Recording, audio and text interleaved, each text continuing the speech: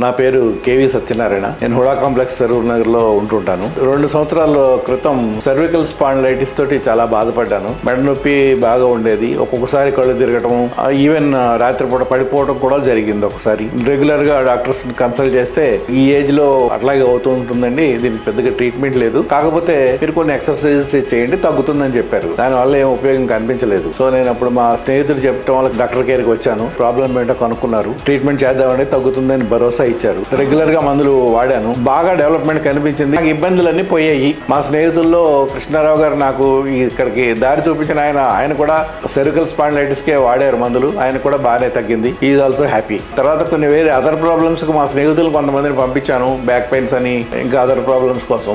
వాళ్ళు కూడా చాలా హ్యాపీ అని చెప్పారు. Thanks to doctor care. కోట్లాది మంది నమ్మకమైన ఎంపిక డాక్టర్ కేర్ హోమియోపతి.